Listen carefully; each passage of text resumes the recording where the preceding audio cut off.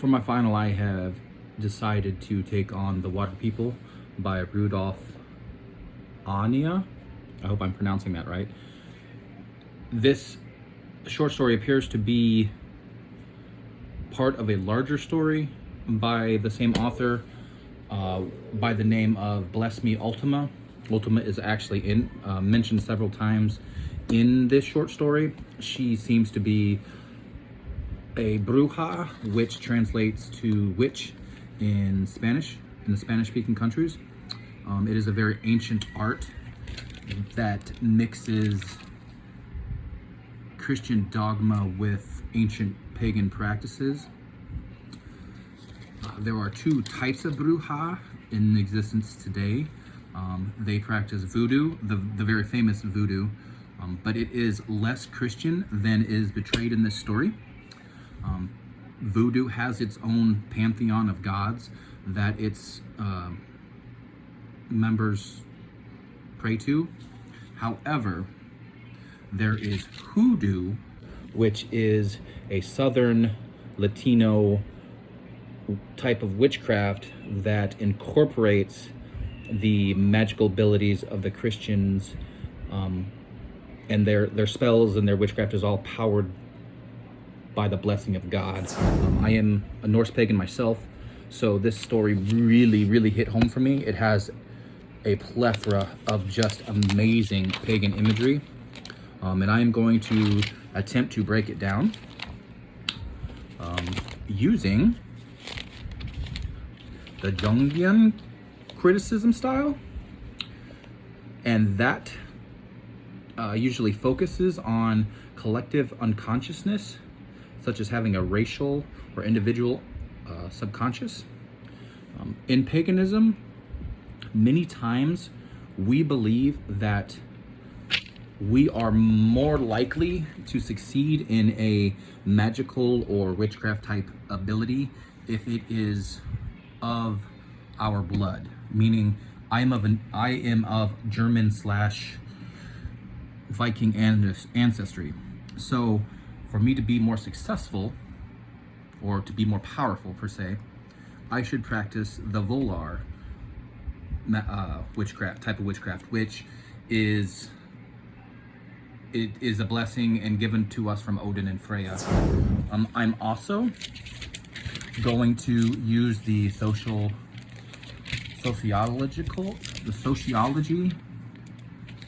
criticism, because that, I think, links in very well with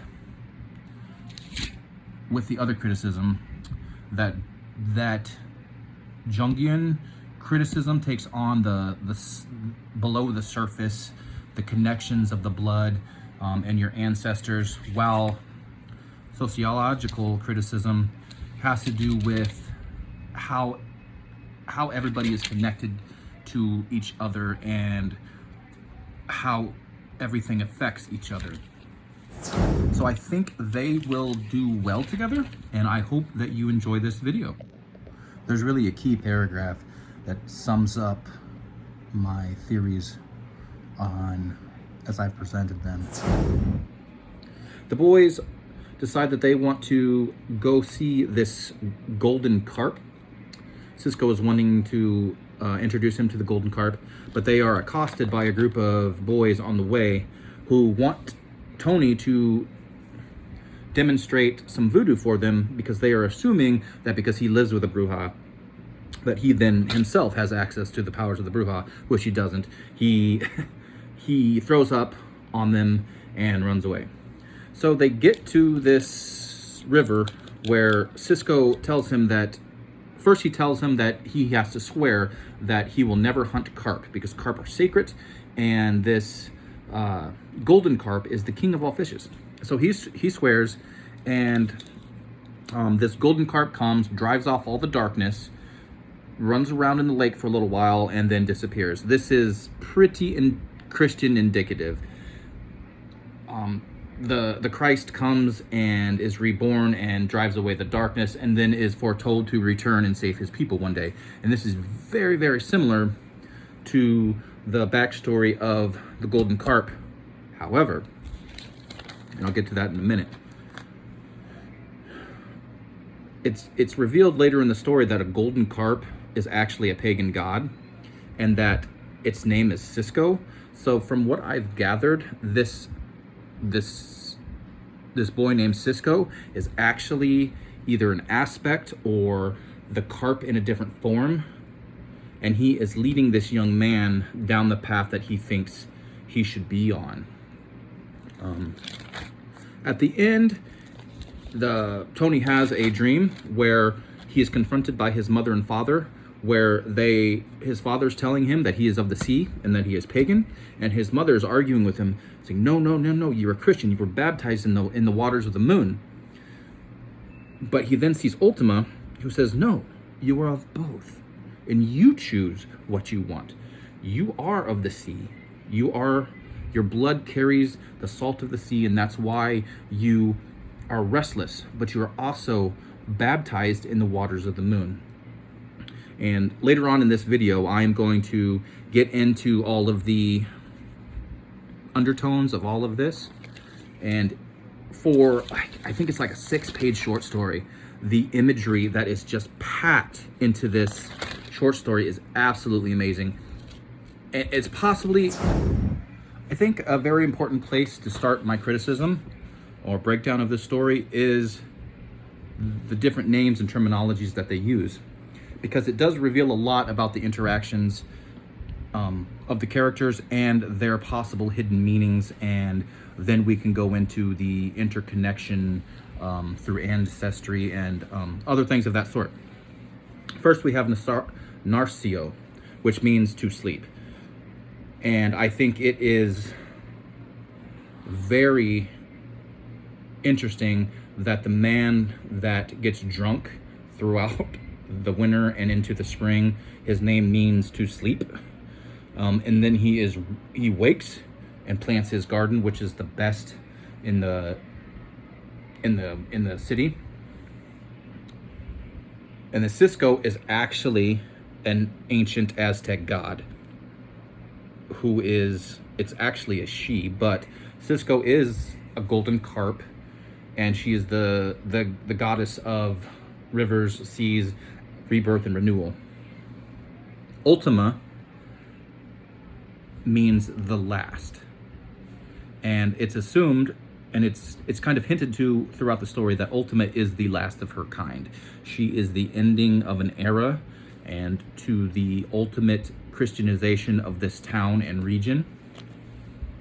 Samuel, who is another name that's mentioned in the story, I believe it is the name of his father, and I will double check that before I post this. Samuel is translated to the name of God, or God heard, so to be heard by God. There are hawks within this story, and hawks within the pagan religions are a very important aspect. They are the messengers of the spirit world. They have the power to see between realms. They carry messages between the gods, much like the owls do in Greek mythology. The carp itself is worshipped and admired in cultures around the world. The Japanese have their koi carp. The Aztecs have their golden carp. The Norse have a version of the carp. The Native Americans had reverence for the carp.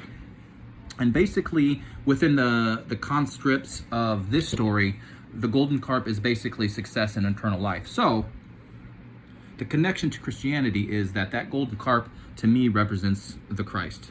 And he is coming back, destroying all the darkness, and then leaving. And then it's foretold that he will return at the end of the world.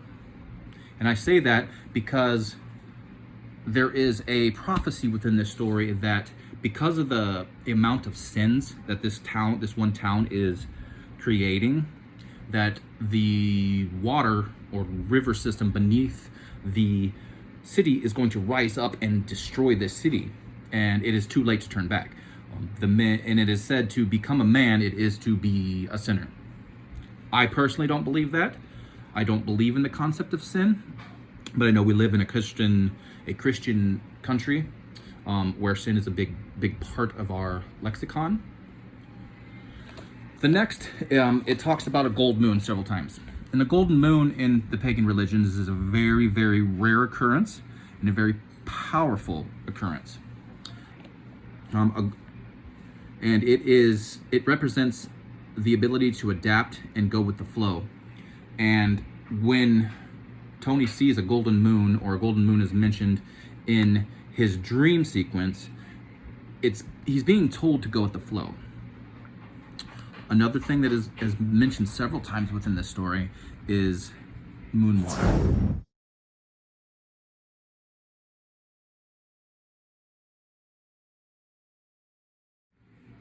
And in modern witchcraft, and even dating back centuries, with the practices of the Aztecs and some of the Neo-European tribes, moon water was a very powerful substance. And what moon water is basically water that you leave out to soak up the moonlight.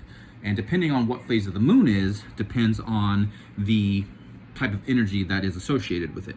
Now, if you leave water out to absorb a full moon, then that is raw, powerful energy. It is energy that you would want to power maybe your spells or your good wishes. If you were to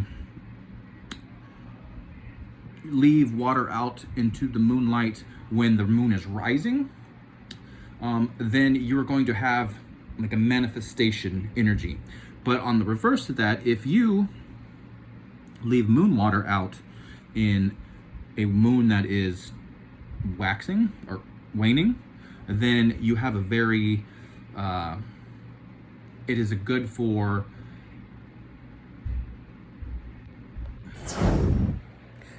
cleansing, such as if you were to have a haunted house, you would sprinkle basically what is the pagan version of holy water throughout the house, and it would cleanse that house. Blood is also mentioned several times within the bounds of the short story, and blood is definitely a Christian theme. The Christ goes through hell basically in the Passion, but within the bounds of the story, within the dream sequence at the end, Tony is seen sweating blood. And blood within the pagan religions is the life force. And anything that comes of the body is a very powerful agent. And that's where sacrifices came into being. The bigger the sacrifice, the more the gods liked it. So if you were to sacrifice your own blood or sweat your own blood and then offer it to the gods, this is a very, very powerful thing. Blood is also indicative of the connection he has to both Christianity and to his pagan roots and to his Bruja roots. I think it's very, very interesting that within the last couple paragraphs of the short story that it shows him sweating blood, and then he has to make a decision whether he wants to be Christian or pagan. And then Ultima comes and says, no, you can be both. I'm both. It's cool.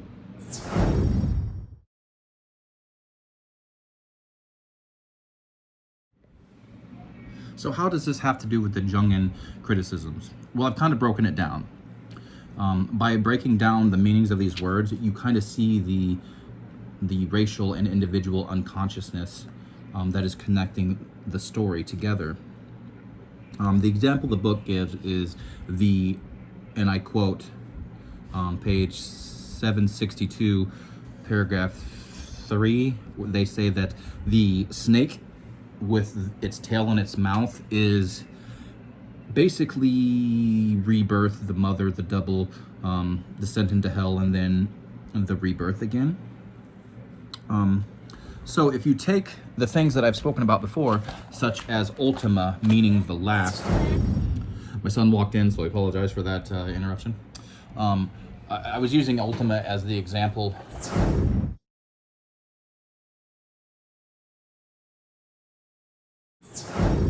Her name literally means the last, so it is assumed that she is the last of her kind. And while it's never spoken of that she's the last of her kind, it's kind of hinted to in several occasions, meaning that she's the only one within the city that really has these powers, or that is a Bruja.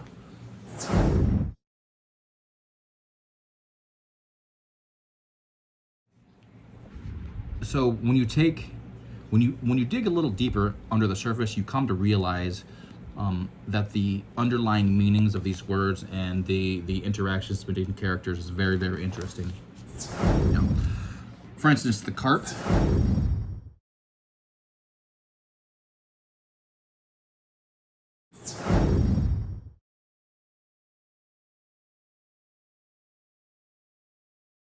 In this story, of course, Tony is the hero who goes off on a hero's journey.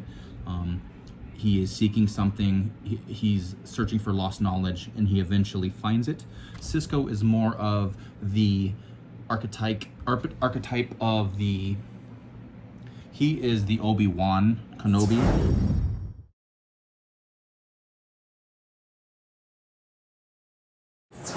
Of the story, where he is the older, presumably older, more educated man leading the hero, imparting knowledge into the hero, and then sending him on his way. There are other things that are mentioned, such as the mermaid that sings and lures people to their death. That examples of that even come from the, I believe, the Odyssey. I'm gonna double check that one.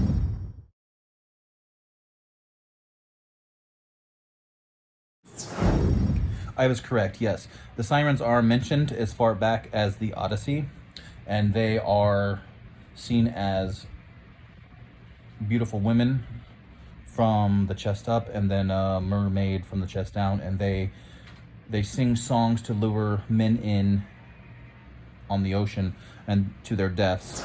They presumably are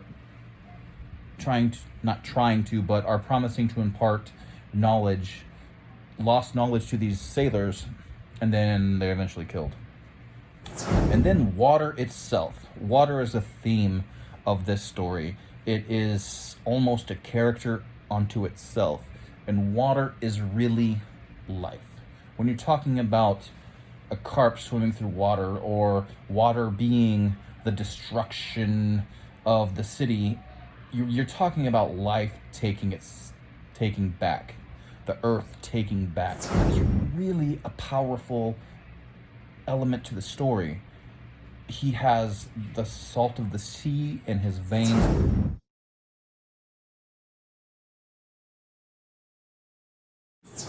He is baptized by the water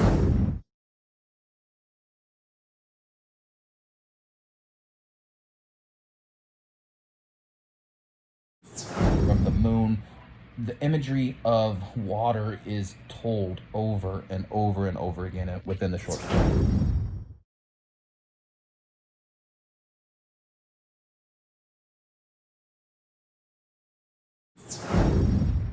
Now I'm going to get into some of the sociological criticisms, and really this story is just chock full of them. When we're talking about sociological connections, you're talking about the history of people and the interactions and basically society in general.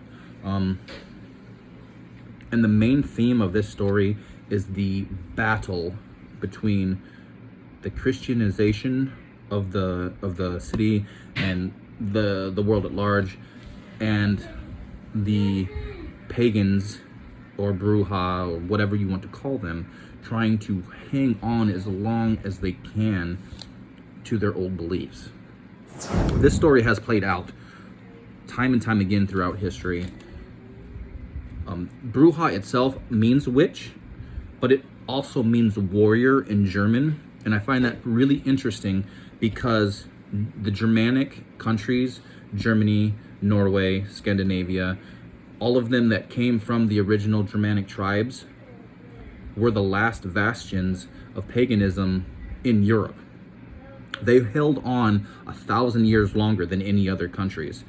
And as a matter of fact, paganism was never truly stomped out within the Nordic and Germanic countries.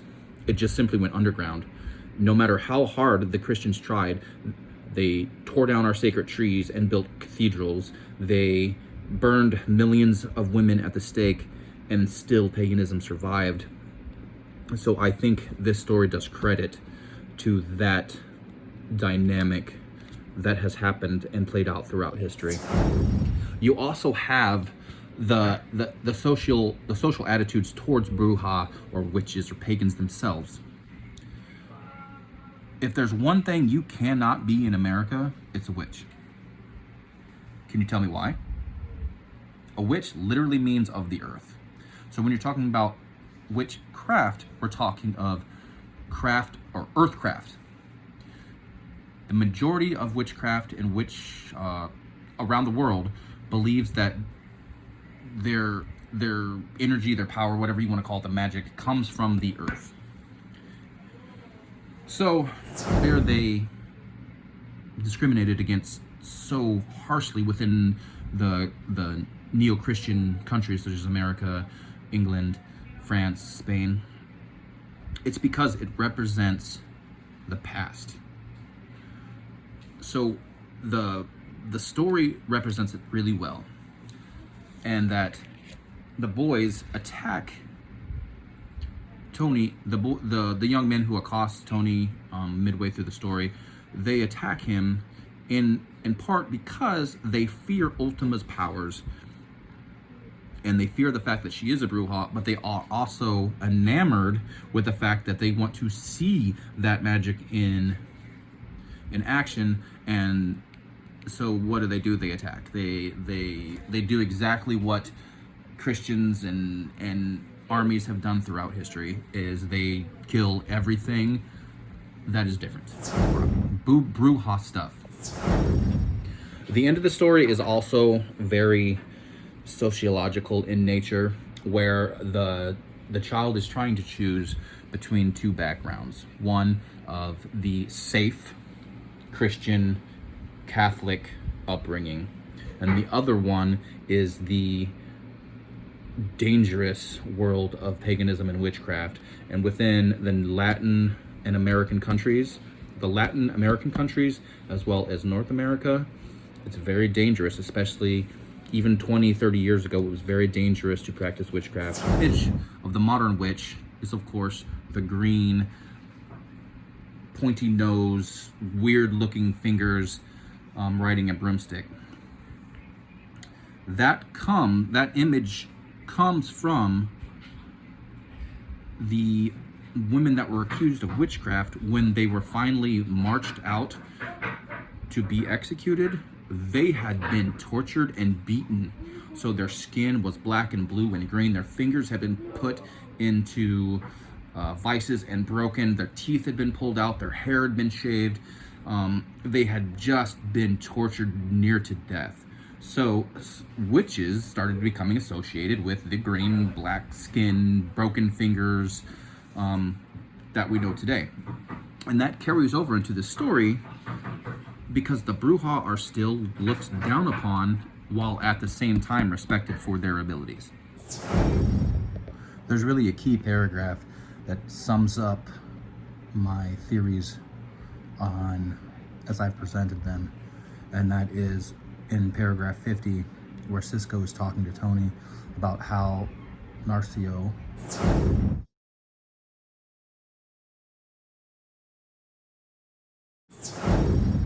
plants his garden, and that he gets drunk until the blood of spring flows free, and then he dances naked while singing and planting his seeds. This is an absolute pagan thing to do. If there was a quintessential pagan act, it would be dancing in a field naked while fertilizing your fields. It was a belief by the pagans that if you fertilized the fields every year, mostly through ritualized sex, then you would have a good harvest. It's also related to the broomstick, because pagans would take their broomsticks and jump, and the higher they could jump with their brooms, the higher their crops would grow. So this story really is just packed full of pagan imagery combined with Christian influence. And I think it's very, very interesting how the author pulls it off. This podcast is way over time, and I hope that's not a problem. So I'm going to sign off here. I hope that you have enjoyed my breakdown of this story, and I encourage everybody that you should read this story. It is by far the best story that I read all semester, or 8 weeks. I really enjoyed this class, and I advise anybody to take it. Thank you, and this is Joshua Hinkle signing off.